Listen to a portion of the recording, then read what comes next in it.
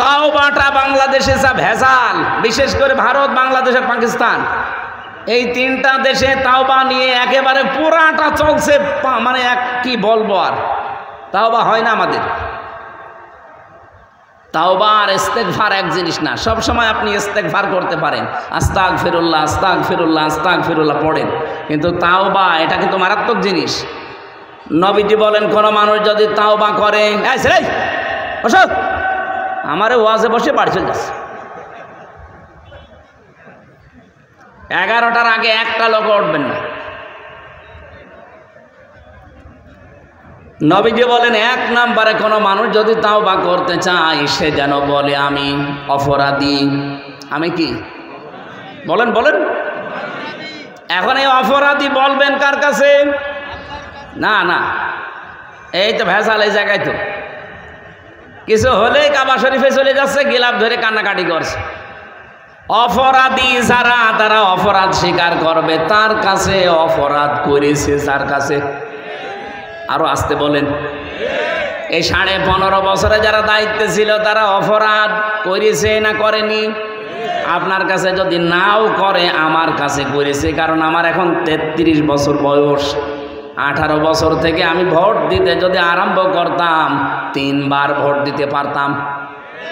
18 থেকে 33 কত হয়? 15 বছরে 3 বার ভোট হয়। আমি 3 বার ভোট দিতে পারতাম, একবারও পারি নাই। তা আমার এই অধিকারটা যে আপনি নষ্ট করলেন, আমার হক যে আপনি মেরে খেলেন, আর এখন যদি আপনি বলেন আল্লাহ আমারে মাফ করে দেন, আপনার মাফ হবে কি করে? আপনি তো আর আল্লাহর কাছে দোষ করেননি, আপনি ভোট মেরেছেন হামজার। বলেন, ভেতরে থাকাকালীন একটা ওসি ছিল আমার সাথে, 8 বছর তার জেল। উনি একদিন আমার কাছে এসে বলছে, হুজুর আমি একটা তাওবা করেছি, দেখেন তো আমার তওবা হয়েছে কিনা। কি তওবা? যে নির্বাচন গেল, রাত 12টার পর থেকে আমার দল লোকজন নিয়ে আমি ভোট কাটা আরম্ভ করলাম। বাক্সগুলো ভর্তি করে জায়গা মতো পাঠিয়ে দিলাম।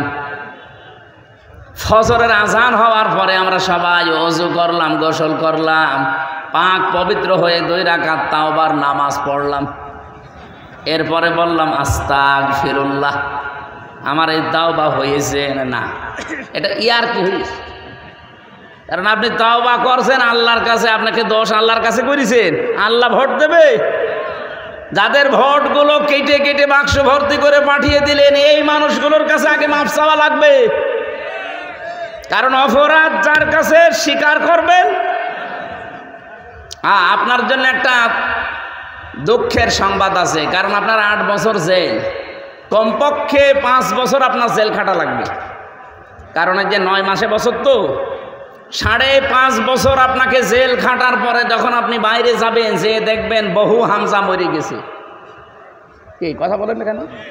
কত হামজাকে আপনি পাবেন না, কত হামজার বউকে পাবেন না, তারা অলরেডি মরে গেছে। আপনি তাদের কাছে মাফ চাবেন কি করে? বলেন, এই 15.5 বছরে কত মানুষ ভোট না দিয়ে তার এই অধিকার, এটা অধিকার না?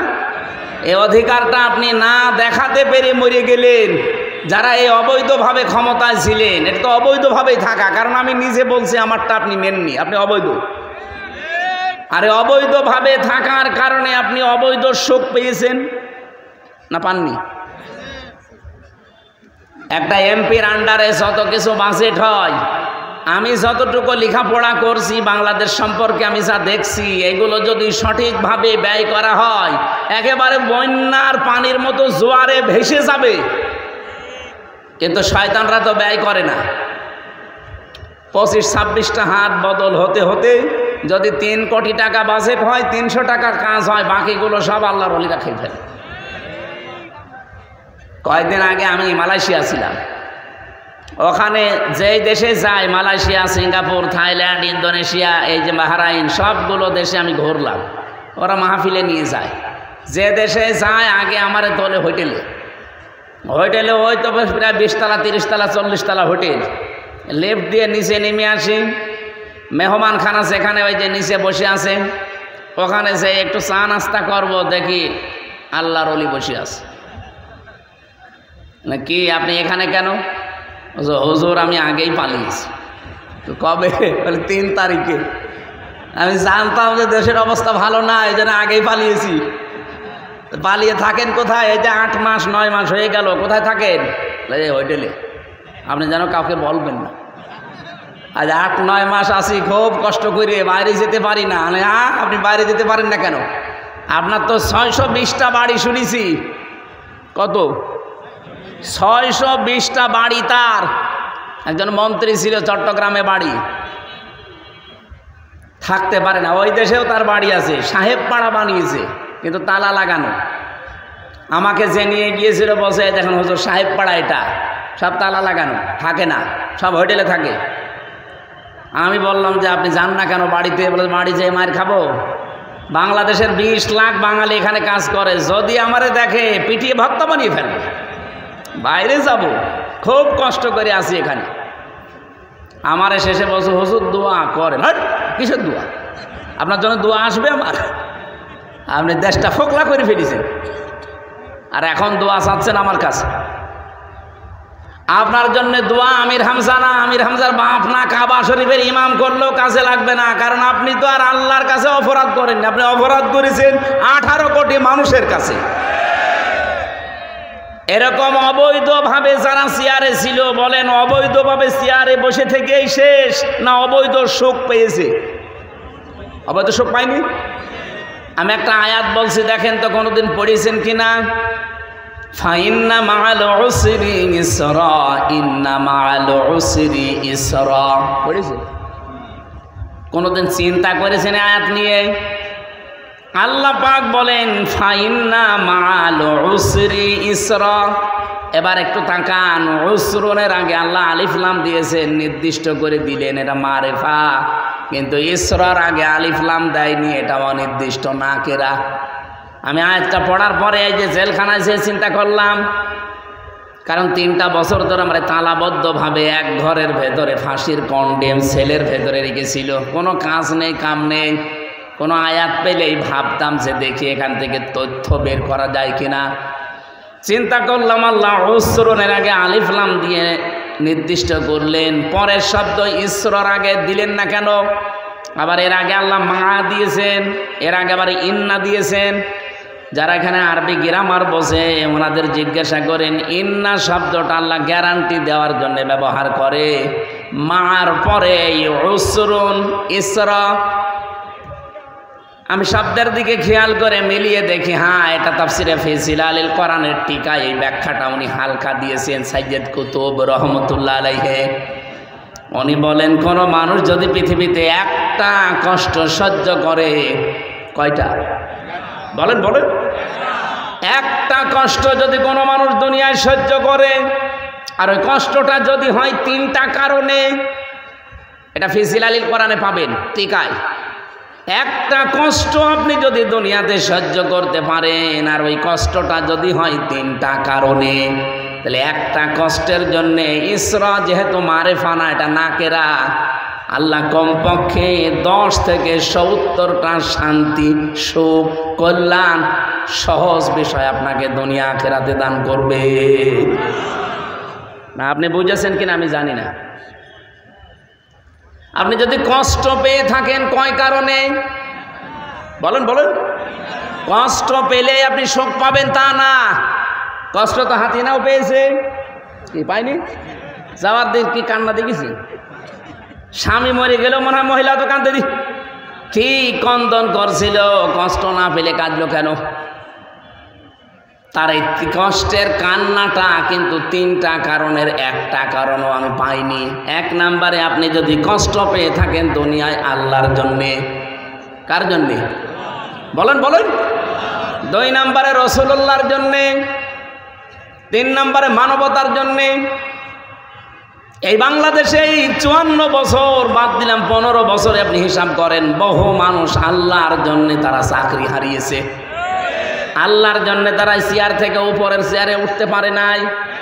ও যদি আল্লাহর পথ রাসূলুল্লাহর পথ বাদ দিয়ে অন্য কোনো পথে চলতো, ও চেয়ারে খালি উঠতেই থাকতো। এরকম বহু মানুষ উঠেছে না ওঠে নাই? বলেন না কেন? যারা এই যে কষ্ট পেলেন এই 3 কারণে, আল্লাহর জন্যে, রাসূলুল্লাহর জন্যে, মানবতার জন্যে, একটা কষ্টের সুখ পাবেন কয়টা? 70টা। বলেন বলেন, আরো জোরে বলেন। সিস্টেমের পরের আয়াতে দেখেন, যেহেতু আল্লাহ রিপিট করেছেন, ইন্না মা'আল উসরি ইসরা। মা মানে কিন্তু পরে না, মা মানে কি? সঙ্গে, সাথে। আল্লাহ বলেন, কোন মানুষ যদি একটা কষ্ট দুনিয়ায় সহ্য করে, কমপক্ষে তার সাথে সঙ্গে 70টা সুখ, শান্তি, কল্যাণ, স্বস্তি, নিরাপত্তা আমার আল্লাহ রেডি করে রেখেছেন। বলেন সুবহানাল্লাহ। এবার আমি আরেকটা ব্যাখ্যা বলছি, একটু তাকান। কোন মানুষ যদি দুনিয়াতে একটা সুখ ভোগ করে, আর ওই সুখটা যদি হয় অবৈধ সুখ, একটা সুখের কারণে কমপক্ষে 70টা দুঃখ তাকে ভোগ করা লাগবে। এই 15 বছরে যারা সুখ ভোগ করেছেন, কমপক্ষে মনে করেন যারা অবৈধ সুখ ভোগ করেছিলেন এই 15 বছরে, আপনি হিসাব করে বলেন 50টা সুখ আপনি ভোগ করেছেন। সুখ বোঝেন? সুখ বোঝেন না? এই সুখগুলো যারা ভোগ করলেন 50টা, এক একটা সুখে যদি 70টা করে অশান্তি আপনি ভোগ করতে, আল্লাহ তো আপনাকে দেবেই, কারণ মা আছে। আপনি হিসাব করে বলেন তো, 50টা সুখে দুঃখ হবে কয়টা? 3500। কিসের 350? 3500। হ্যাঁ, 0টা কম হয়ে গেছে। 3500 দুঃখ, কষ্ট, অশান্তি, অপমান, অপদস্থ হবেন। এরপরে আপনার অন্য কিছু। হাসিনা যে সফল হতে পারে না এই 10 মাসে, এই কারণে ও কিন্তু 28 বার কমপক্ষে তৈরি করেছে ষড়যন্ত্র। এই 10 মাসে একবারও সফল হতে পারেনি, কারণ যত অবৈধ সুখ ভোগ করেছে, এক একটা অবৈধ সুখের জন্যে অন্তত 50টাও যদি সুখ পায়, 50টা না 50,000 পেয়েছে, কি মসে থাকতো। মাওলানা মামুনুল হক আর আমির হামজা এই 2 জনের লাল দাগ দিয়েছিল যে এদের যেন জামিন না হয়। বলেন সুবহানাল্লাহ। 3টা বছর মামলাটা 28 বার তুলেছে। সিএমএম কোর্ট, জজ কোর্ট, হাইকোর্ট মিলে 28 বার না। অথচ এই মামলা আগস্টের 5 তারিখের পরে শুধু তুলতে দেরি, মামলা জামিন না পুরা খারিজ করে দিয়েছে। আমি খাস কামরায় গিয়েছিলাম জজের, যে বললাম, মাননীয় জজ সাহেব, আপনি 3 বছর তো আপনার কাছে মামলা ছিল, তখন তো আপনি কিছু বললেন না, আর আজকে বলছেন যে এ মামলায় তো কোনো মাল ম্যাটারেস নেই, কি দিয়ে বিচার করবো, যা খারিজ করে দিলাম। আগে কি মাল ছিল এই 3 বছর? না হুজুর। না হুজুর মানে তখন জামিন দিলে তো আমার 3 বছর জেলে থাকা লাগে না। হুজুর কিছু করার নেই, আমার হাত বাঁধা ছিল। কি ছিল? 1628 জন মানুষ বাংলাদেশে দায়িত্বে আছে, এখনো আছে। শুধু ওই মহিলাটার হাত শুধু খোলা ছিল, তাছাড়া বাকি এই দেশের 1627 জন মানুষের হাত সব বাঁধা ছিল। ও কাওয়া কাকুরও হাত বাঁধা ছিল। ও কাওয়া কাকে কা করতো, ও যদি একটু ডান থেকে বামে যায়, ও কাওয়ার গোষ্ঠীও শেষ করে দিত। যেই কয়জন ছিল আমি তো দেখেছি, সবগুলোর হাত বাঁধা, কেউ কিছু পারবে না, সব আল্লাহর ওলি বলি দেবে। তারপর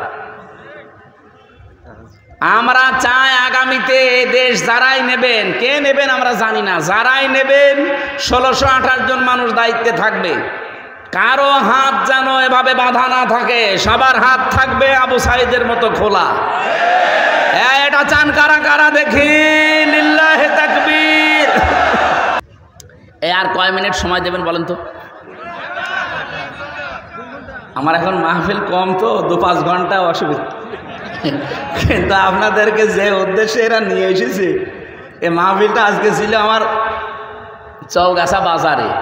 ওখানে আল্লাহর ওলিরা কি করেছে আমি জানি না, এই আমার ভাইয়ের সাথে চাকরি করে, ইনি কীভাবে কায়দা করে এখানে নিয়েছে আমি জানিও না। আজকে দুপুরবেলা জানলাম যে মাহফিল আমার এখানে। আমি তো সেই কুষ্টিয়া থেকে আসার সময় মনে করছি যে আমার চৌগাছা মাহফিল। তো চৌগাছা আসার পর বলছে এখানে না আরও দূরে, কোথায়? মনিরামপুর।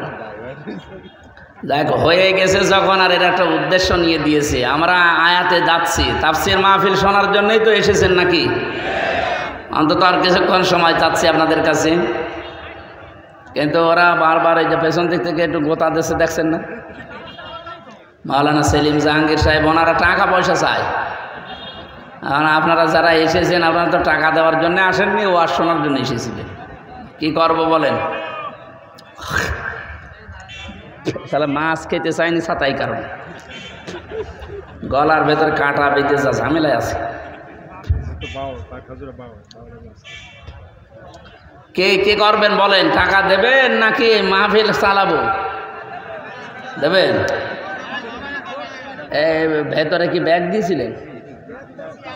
ব্যাগ তো দিয়ে দিয়েছে, আবার কি কিভাবে টাকা চাবো? আমি তো টাকা কালেকশন করতে পারি না।